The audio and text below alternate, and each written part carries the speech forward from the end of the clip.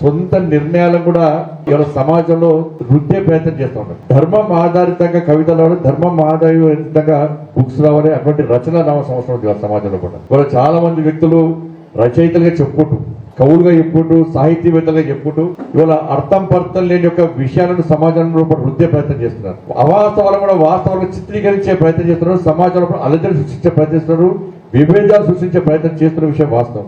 జాతీయవాదం మీద ప్రత్యక్షంగా పరోక్షంగా దాడులు చేస్తున్న విషయం కూడా మనం గుర్తించాల్సిన అవసరం ఉంది. చాలా సందర్భంలో బుక్ స్టాల్స్ పోతుంటాం మేము, ఆయన ఫోటో ఉంటుంది కానీ దానిలో ఏ ఒక్క వాస్తవ విషయం ఉండదు, అలా అన్ని అబద్ధాలే, కానీ సమాజంలో రుద్దే ప్రయత్నం చేస్తూ ఉంటారు. అది సమాజానికి ఉపయోగపడేది, ఈ దేశానికి ఉపయోగపడేది, రాష్ట్రానికి ఉపయోగపడేది, ఏ వ్యక్తికి ఉపయోగపడేది, అది నష్టం తప్ప లాభం ఉంటుంది. అటువంటి రచయితలు కూడా ఇవాళ సమాజంలో కూడా వాళ్ళ చలామణుతున్న విషయాన్ని ఇటువంటి మేధావి వర్గం అందరూ కూడా మనం ఆలోచించాల్సిన, వాటిని ఖండించాల్సిన అవసరం ఉంది. ఖండించడం తప్పైంది. మరి ఇలా దేశంలో ఒక మంచి పాలన నడుస్తూ ఉన్నది, మన దేశంలో ఒక మంచి వాతావరణం నిర్మాణమైంది. ఇటువంటి పరిస్థితులు కూడా సమాజంలో కూడా తప్పుడు సంకేతాలు ఇచ్చే ప్రయత్నం చేస్తున్నారు. కాబట్టి ఇలా ధర్మం మీద పరోక్షంగా దాడి జరుగుతుంది. సమాజంలో కూడా కుటుంబ విలువలు మొత్తం నాశనం అయిపోయినాయి. నైతిక విలువలు లేకుండా పోయే పరిస్థితి. మన కల్చర్ మీద, మన సనాతన ధర్మం మీద, మన సంస్కృతి సాంప్రదాయాల మీద ప్రత్యక్షంగా పరోక్షంగా దాడి జరుగుతున్న విషయాన్ని మనం ఆలోచించాలి. ఇలా పండుగలు చేసుకో, మనం పండుగలు కూడా ఏ విధంగా పండుగ, ఏ పండుగకి ప్రాధాన్యత ఎవరికి మనకు తెలియదు.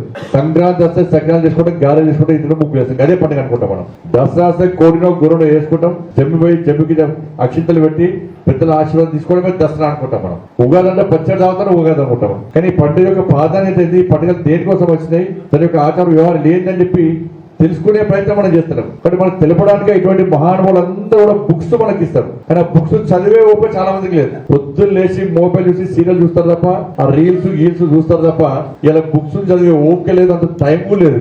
కనీసం మన పిల్లలకన్నా వీళ్ళు చెప్పే ప్రయత్నం చేద్దామంటే పిల్లలకు పొద్దున్న లేస్తే రీల్స్, సినిమాలు అవి తప్ప చెప్పే ప్రయత్నం చేస్తారు. మనం ఈ మొబైల్ ద్వారా ఎంత లాభం అంత నష్టం కూడా ఉంటుంది. కాబట్టి మనం కూడా ఇటువంటి గొప్ప మహానుభావుల యొక్క చరిత్రను స్ఫూర్తిగా తీసుకోవాల్సిన అవసరం ఉంది. వారు ఏవైతే బుక్స్ మనకు రచించి మనకు ఇచ్చే ప్రయత్నం చేశారో వాటిని అందరం చదివి దాన్ని స్ఫూర్తిగా తీసుకునే దాన్ని నిత్య జీవులో దానిలో కొన్ని విషయాలను పాటించే ప్రయత్నం చేస్తే కనీసం కొంచెమన్న సమాజంలో మార్పు వచ్చే అవకాశం ఉంటుంది.